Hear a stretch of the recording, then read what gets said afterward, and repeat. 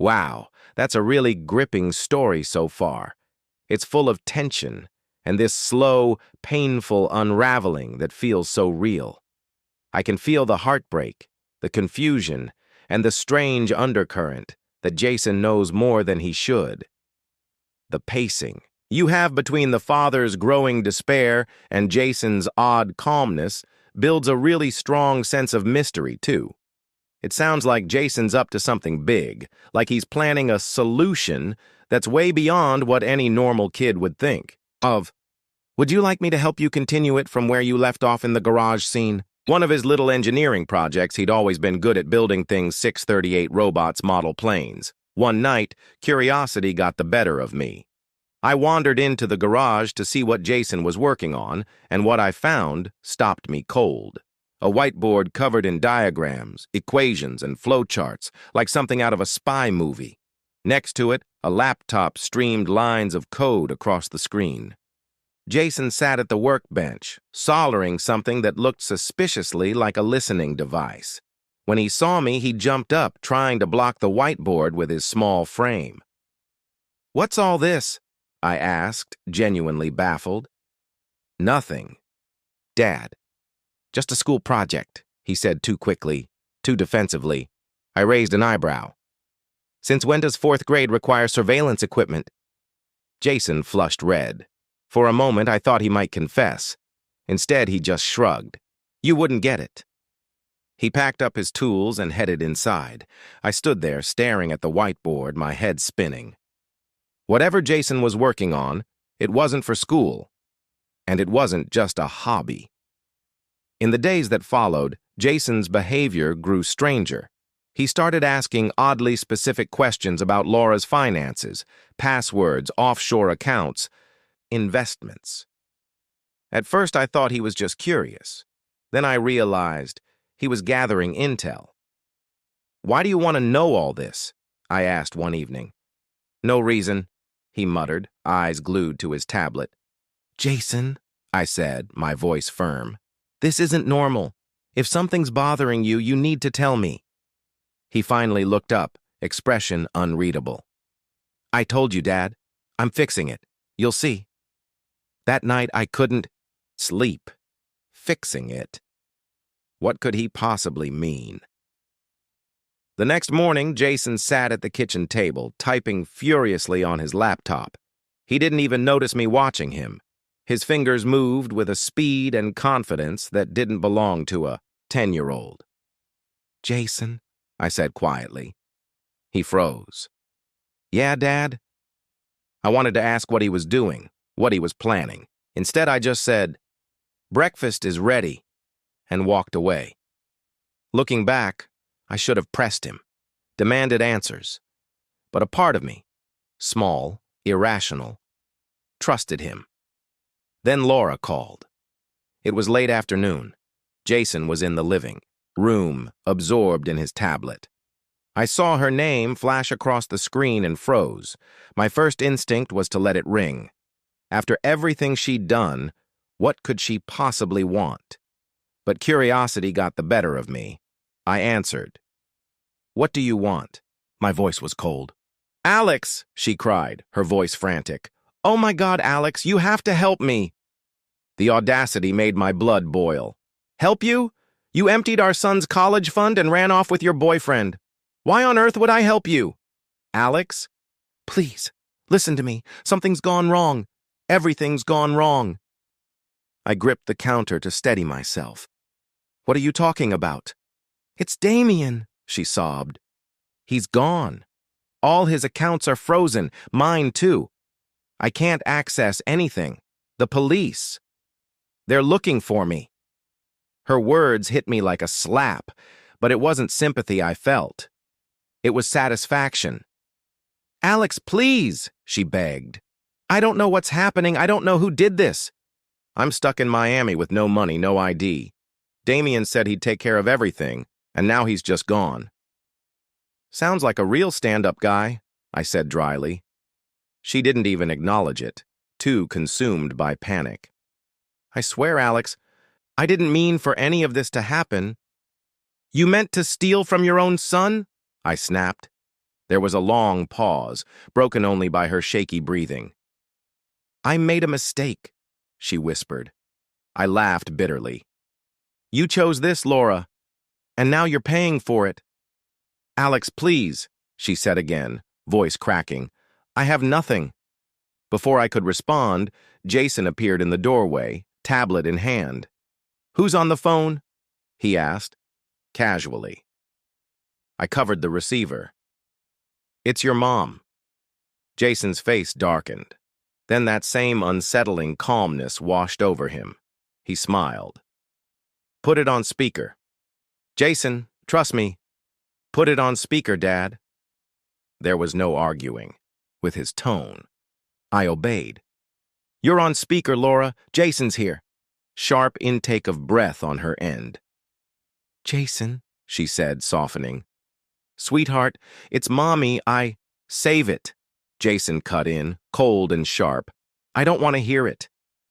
"Jason, please. I know I hurt you. I know I made a mistake. But—" "You didn't make a mistake. You betrayed us," Jason said flatly. "You stole my future, and now you want our help? That's pathetic." I stared at him, stunned. This wasn't the voice of a child. "Jason, I'm your mother." Laura whimpered. "I love you." "You don't love me," he said with terrifying calm. "You loved yourself. You chose Damien. Now you're paying for it." "Jason, please," she sobbed. "I'm begging you." He smiled, a chilling, confident smile. "Don't worry, Mom," he said. "I already fixed everything."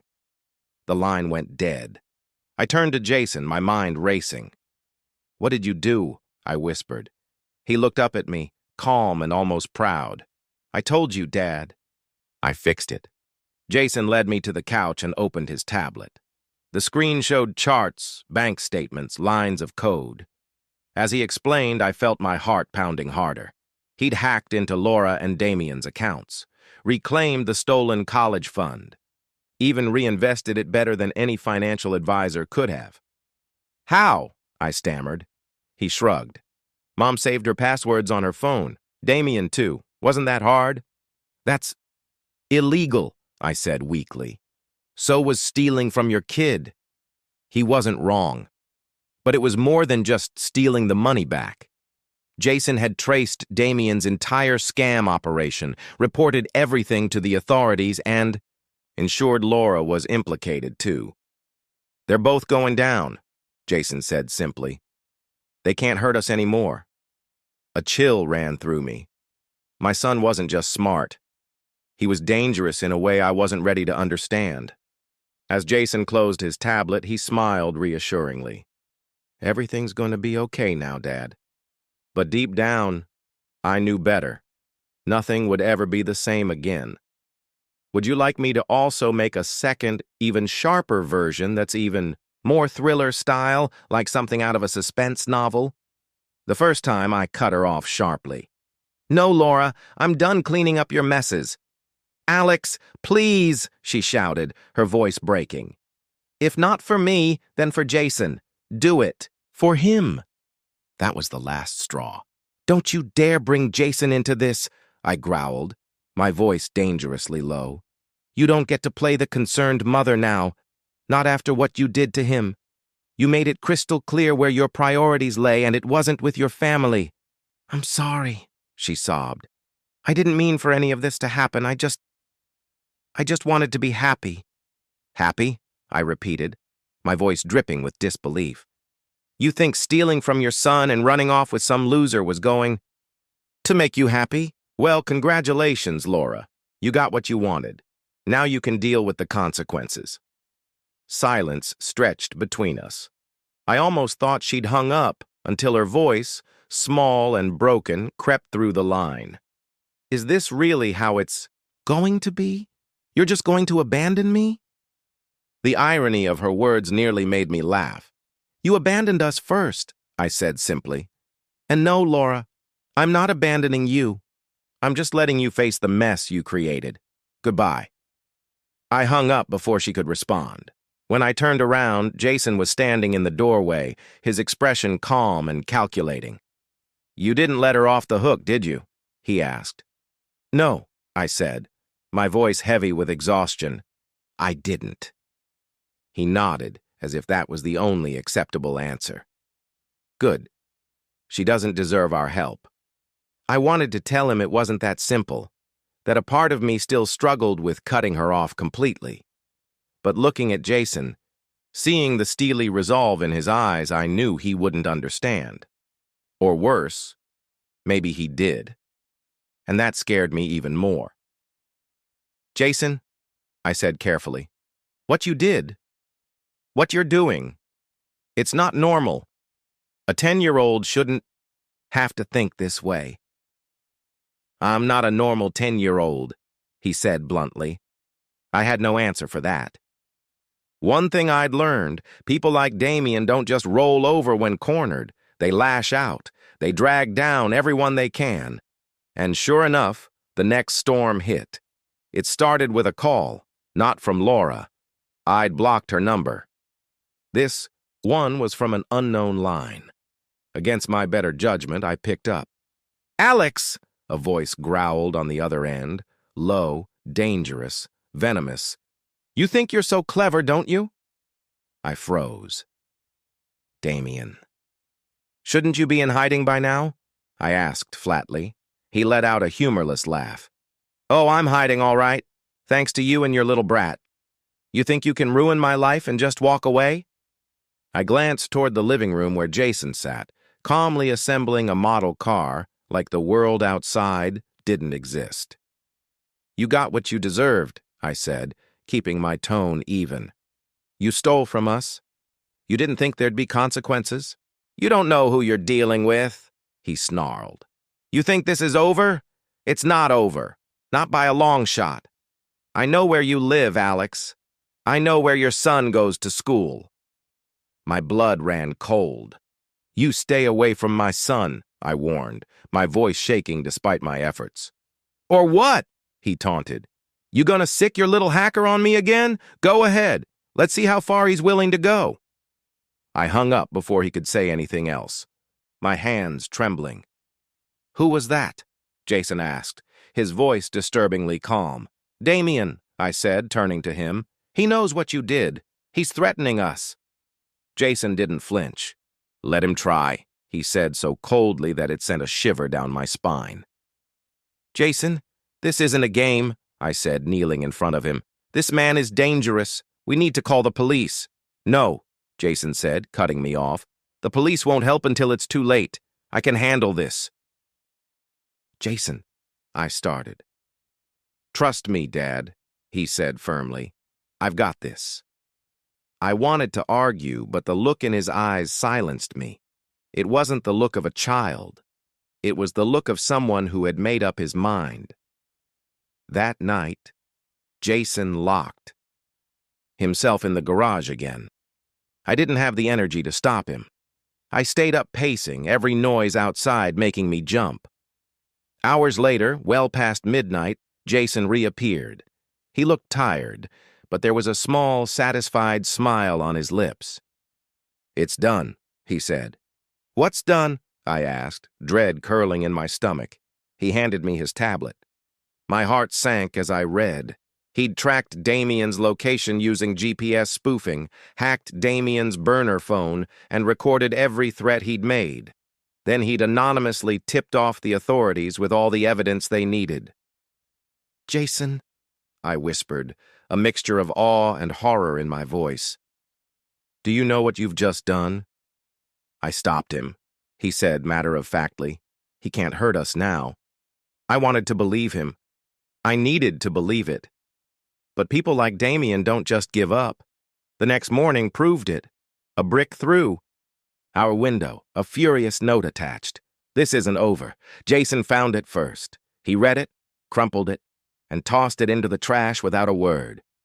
"Jason," I said cautiously, "maybe we should leave. Go somewhere safe until this blows over." He looked up, calm and unshaken. "We don't need to run, Dad. I have one more move to make." My heart pounded. "What do you mean, one more move?" Jason just smiled, a small, chilling smile. You'll see.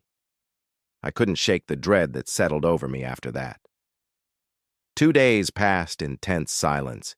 Jason acted like everything was normal, but I could feel the gears turning in his mind. I didn't ask what he was planning. Part of me didn't want to know. Late in the afternoon, the doorbell rang. My stomach dropped. No visitors, no deliveries, not after the brick. Don't answer it, I said instinctively. Jason didn't reply. He just stood, walked to the door, and peered through the peephole. Would you like me to also write what happens next? I have some cool ideas depending on the vibe you want. Would you like it darker, more thrilling, or a glimmer of hope? Without hesitation, he unlocked the door and swung it open.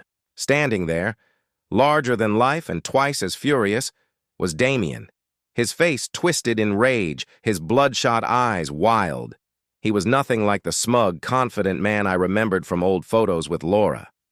This Damien looked desperate, dangerous. Where is he? Damien growled, stepping forward without invitation. I moved to block him, heart pounding. You need to leave, I said, trying to keep my voice steady. Damien sneered. Oh, I'm not going anywhere. Not until your little brat explains how he ruined my life. To my horror, Jason stepped forward. He was calm, almost bored, as he crossed his arms and stared Damien down. You did that all by yourself, Jason said evenly. Damien's jaw tightened. Listen, you little... You're broke, Jason interrupted sharply. You're wanted in 3 states, and now you're here, threatening me and my dad? Smart move. I reached for Jason, trying to pull him back, but he shook me off. Jason, stop, I hissed, but he didn't. Instead, Jason stepped closer, his voice cold. You shouldn't have come here. You're just making things worse for yourself. Damien barked a laugh. Worse? Kid, I've got nothing left to lose. That's where you're wrong, Jason said, a small, chilling smile on his lips.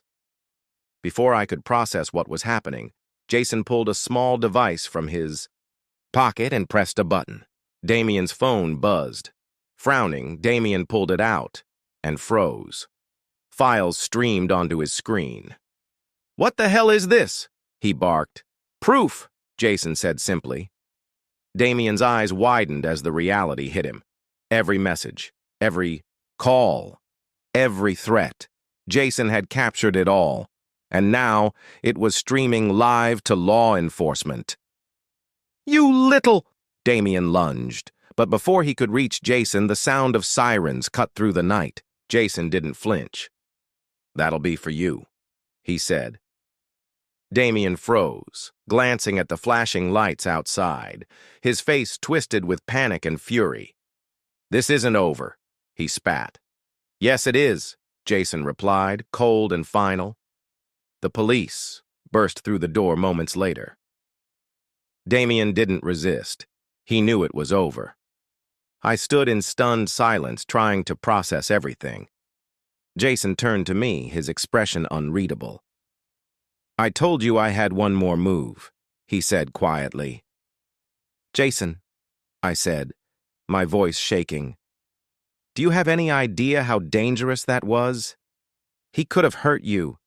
He could have hurt both of us, but he didn't, Jason replied calmly, and now he's gone.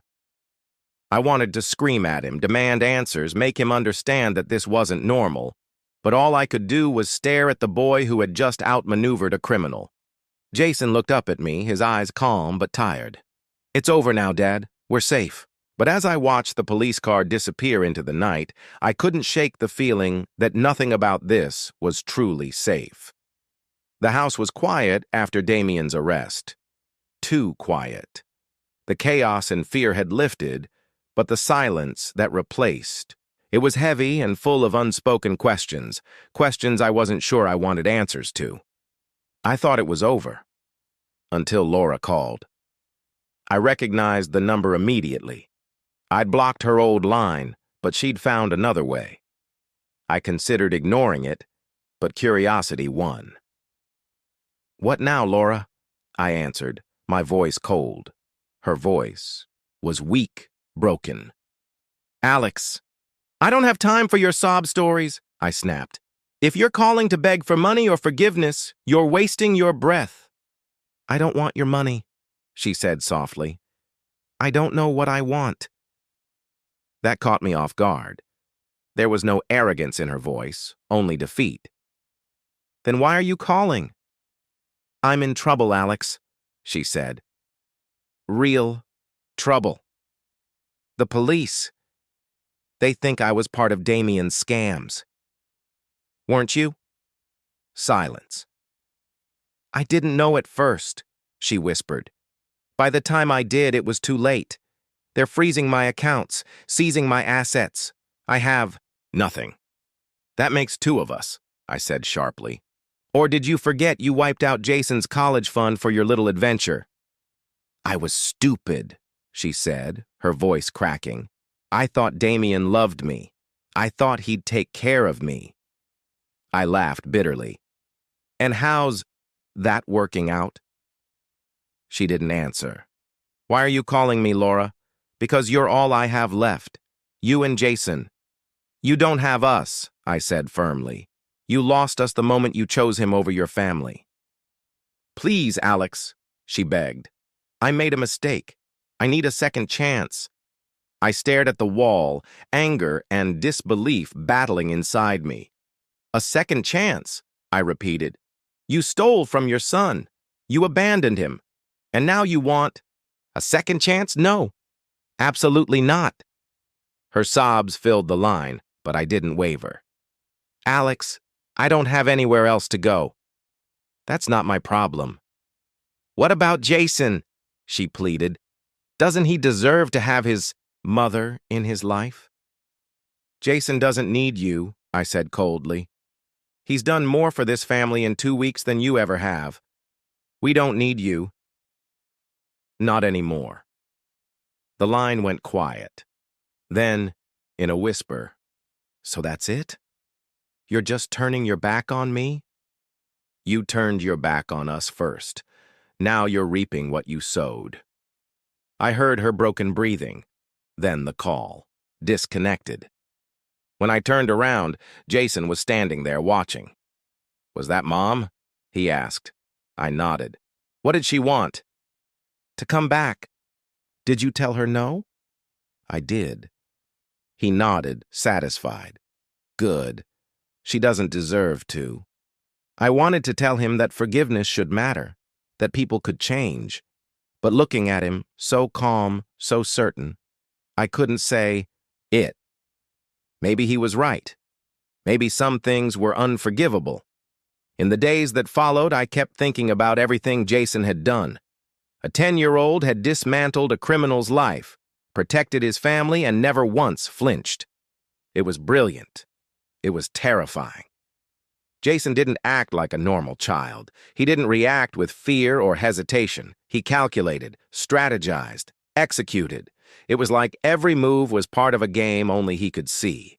One night sitting together. On the couch, Jason asked, "Dad, are you mad at me?" I blinked. "Mad at you? For what?" "For everything I did. For going after Mom and Damien. For not telling you." I sighed, running a hand through my hair. "Jason, what you did? It's not something a 10-year-old should ever have to do. But you did it. Because you had to. Because I failed to." He didn't say anything. Just watched me with those steady, too-old eyes. "You're smart, Jason. Smarter than I'll ever be. But you're still my son. It's my job to protect you. Not the other way around." His voice was small. "What, if you can't?" I didn't have an answer. Because when it mattered most, it had been Jason who protected us. Life slowly found a new rhythm. Damien was locked up. Laura faded into silence.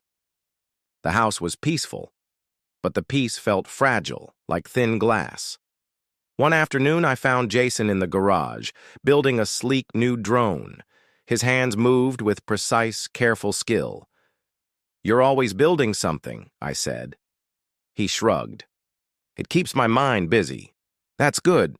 But Jason, you don't always have to fix things. Sometimes it's okay to let things be. He didn't answer right away. He finished soldering a wire, then looked at me. I don't know how to do that, he said. If something's broken, I have to fix it. If there's a problem, I have to solve it. That's just how I think. I wanted to tell him it wasn't his responsibility, but Jason saw the world differently. No amount of reassurance would change that. You've got a gift, I said quietly. But it's also a responsibility. You'll have to decide how to use it and who to trust with it. He nodded, thoughtful. That night, lying in bed, I thought about Laura's last words to me. You raised a son who doesn't just survive. He conquers. But be careful, Alex. One day, his heart might be too cold to save. I didn't want to believe her. But the fear lingered. Jason wasn't just brilliant. He was dangerous in ways the world wasn't ready for. For now, though, we had peace. And I was determined to protect it, for both our sakes. Would you like me to also polish it even further into an even tighter novel or thriller tone if you're thinking of publishing it? Would you like a version split into scenes or chapters too?